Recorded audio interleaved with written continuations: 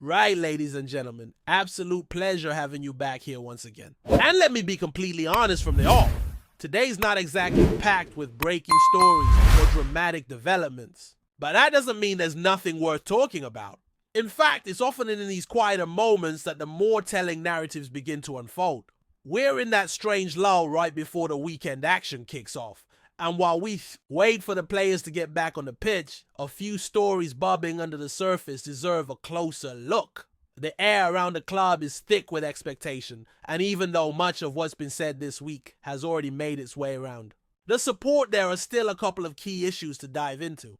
From whispers about a player being linked with a switch to a rival, to a major shakeup behind the scenes with a resignation, or perhaps a quiet dismissal in the VAR department, and an interesting bit of news about a player seemingly unwanted by anyone at the moment, which might actually be the best news we've had all week. So stick with me. Let's start with the VAR drama that unfolded last night. Word came out that one of the senior video assistant referees has either stepped down or been pushed out after a string of poor performances. And when I say poor, I mean downright shocking. We're talking about 3 blatant mistakes in recent matches, one of which was that infamous moment when a perfectly good goal was disallowed because the officials mistakenly judged the ball to have gone out of play.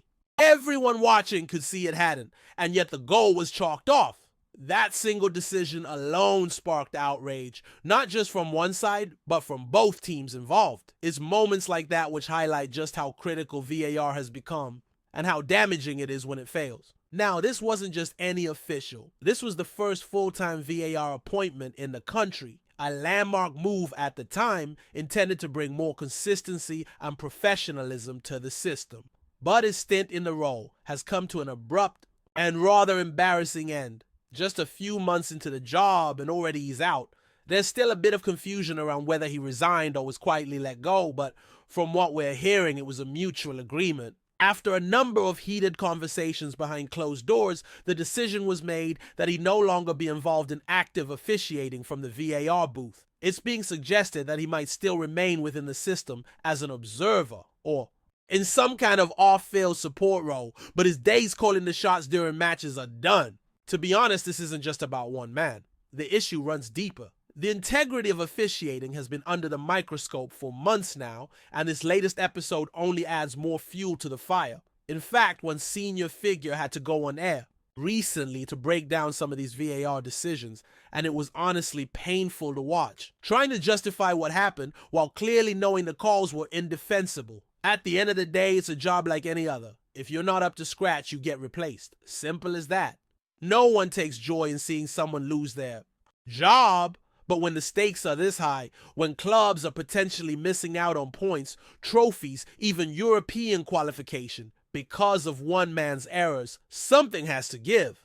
Let's not pretend this is isolated either. Anyone who's been following closely this season can point to multiple games where questionable VAR decisions have played a massive part in the outcome. And in each of those instances, the frustration has been the same. The problem is you can't just swap out one person and expect everything to magically fix itself. The system needs a complete overhaul. It needs clearer guidelines, better training, and crucially accountability.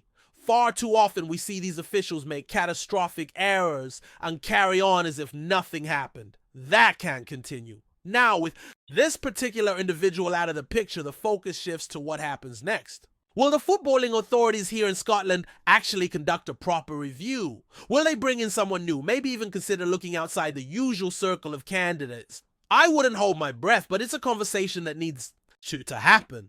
There's even been some talk about whether now's the time to think about recruiting from down south, or perhaps even from abroad, to bring a fresh perspective and raise standards across the board. Because let's face it, the credibility of our game is at stake. It's telling that many fans have actually welcomed this departure. Not out of spite, but because it signals a possible turning point. You look at the track record, matches marred by glaring mistakes, including that early season fiasco involving Dyson Maida at Motherwell, where a penalty was awarded that shouldn't have been. Or the Scottish Cup final, where Liam Scales appeared to commit a foul in a box, yet no spot kick was given. These aren't minor errors, they're game-changing decisions, and the man at the center of them has now exited stage left. That alone feels like progress. But as one story closes, another opens. Let's shift gears and talk about Luis Palma. Remember him loaned out to Olympiacos during the January window with a purchase clause tucked into the deal.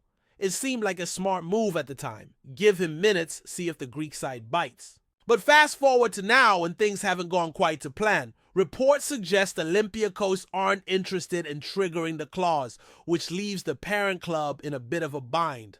Palmer's stock hasn't exactly risen during his time in Greece, and it's becoming increasingly clear that shifting him on for a decent fee might be more difficult than anticipated.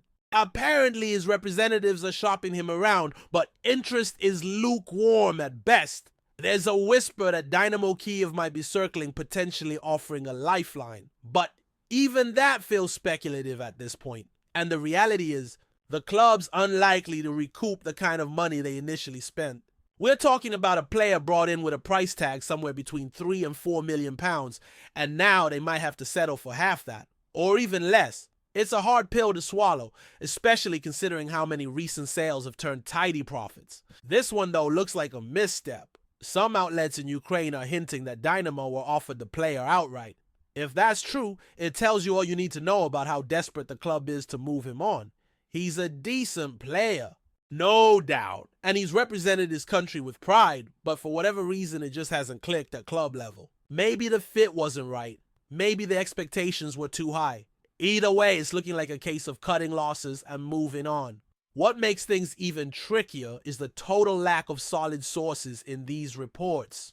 The usual unnamed insider routine vague quotes and plenty of guesswork. His agent, for his part, has been fairly quiet, but the one thing he did say recently was that a return to the parent club wasn't on the cards. That aligns with what we've been hearing internally. The club's already mentally moved on from the player. They just need someone to come in and take him off their hands. From a financial standpoint, it's rough, but there's still hope that a deal can be struck somewhere in the region of £1 to £2 million. It's not ideal, but at least it's something. Better than letting him sit on the books for another season doing very little. And as far as gambles go, not everyone pays off. This one didn't. And it's time to admit that and find a solution. That's the current state of play with Luis Palma. Now, next up, and this one's a bit wild, we need to address the growing noise around Greg Taylor.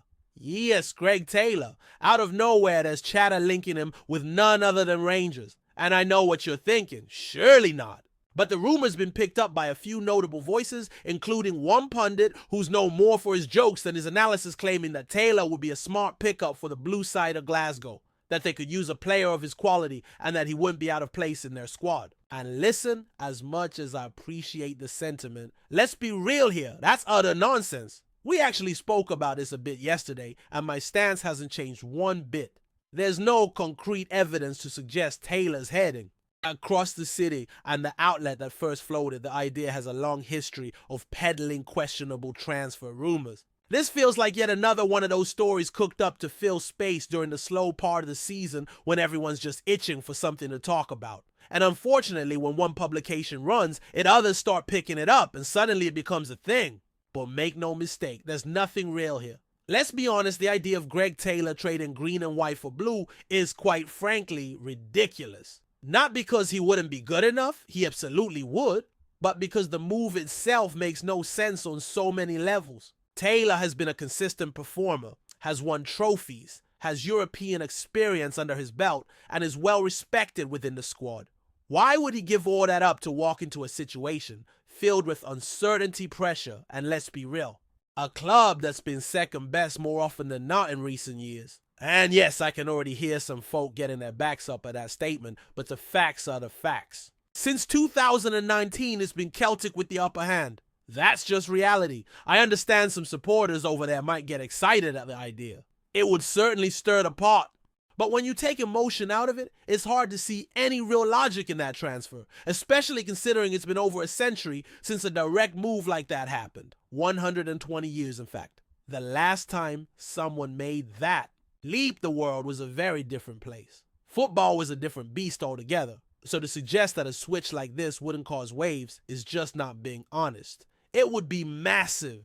Headlines, interviews, tension. It would all come with the territory. What's even more bizarre is how quickly this rumor took hold. Just one vague suggestion and suddenly everyone's talking about it. Even respected figures in the game are weighing in trying to play it off as if it's not a big deal. But I think we all know it would be. And look, I'm not saying Taylor doesn't have the right to move wherever he likes. He absolutely does. It's his career, his life. But let's not pretend it wouldn't spark a reaction. It would. And sadly, some of that reaction might not be pretty. That's the unfortunate reality of modern football. Tribalism runs deep and not everyone can separate passion from reason. And then there's Dinamo Zagreb. Remember them. Just a few months back, they were being mentioned as a serious destination for Taylor. It looked like a sensible fit. But now, even that's up in the air. Turns out the manager who was supposedly keen on bringing him in has already been shown the door. And here's the kicker. I didn't even realize he'd taken the job. Had to double check the dates. He only stepped in around the 27th of December, long after we'd faced them. And now he's out again. That tells you everything about the chaos behind the scenes at that club. Honestly, if you think things are unstable at places like Watford, have a look at Dinamo's managerial history. It's mental. So with Zagreb off the table, at least for now, and this bizarre Rangers rumor floating about it, really feels like people are just grasping at straws for stories. We're at that stage of the season where the games can't come quickly enough and the news cycle slows down just enough for wild speculation to creep in. It's tiring, and if I'm being totally honest, a bit insulting to everyone's intelligence. Taylor's not daft. He knows exactly what that kind of move would mean, and I just don't see him going there. If I'm wrong, I'll say it. I'll hold my hands up. But right now, it just sounds absurd. Anyway, that's the state of play. As always, let me know your thoughts down below. If anything develops, we'll be all over it. But for now, stay sharp and keep your eyes open. Before we proceed, subscribe to our channel and enable notifications to receive all exclusive news about Celtic FC. Don't miss any details about your favorite team. It's extremely important for Celtic FC fans. When Celtic allowed Kyogo Furuhashi to leave for Rennes in January, the decision sent shockwaves through Glasgow. A fan favorite and lethal finisher, Furuhashi had become a symbol of hope for the Hoops with his extraordinary tally of 85 goals in 185 matches, selling him, especially after his 34-goal explosion in the 2022-23 season, felt like tearing the heart out of the team. And all of it for a reported $10 million left supporters questioning the ambition and direction of the club. With Kyogo gone, Celtic were left in a perilous position. Adam Ida stood alone as the only recognized striker, and panic loomed as the transfer window neared its close. But Brendan Rodgers, ever defiant, made a controversial choice. Instead of spending, he turned inward, placing his trust in Dyson. Maeda, a winger by trade, Maeda was suddenly thrust into the pressure cooker role of Celtic's frontline savior. Against all odds, Maeda has not just filled the void, he has ignited it. His tireless energy, lethal pace, and relentless pressing turned him into a nightmare for defenders. John Collins once called him electric, but this season, he has been a storm. With 30 goals and 9 assists across 44 appearances, he has carried Celtic on his back, lifting them through moments when all seemed lost. Rodgers once remarked Maeda has the work rate of 2 players, and this season, that claim has never rung truer. His defensive efforts are just as valuable as his goal-scoring exploits. He doesn't just play. He shunts chases and wears down the opposition like few others can. It's not just about goals, it's about grit, sacrifice, and leadership. When it matters most, the numbers don't lie. With su vida a nostra 23 goal contributions in 25 Premiership starts, Maeda has become the pulse of this Celtic side. No other player comes close to his output. Nicholas Kuhn trails behind with 18 goals. In a season defined by bold risks and brutal change, Dyson Maeda has risen as the symbol of Celtic's resilience. He isn't just a player, he's a lifeline. Hello, fan. Don't forget to like and subscribe to the channel as it means a lot to Celtic FC. Also, share your opinion about the news in the comments below. See you in the next video.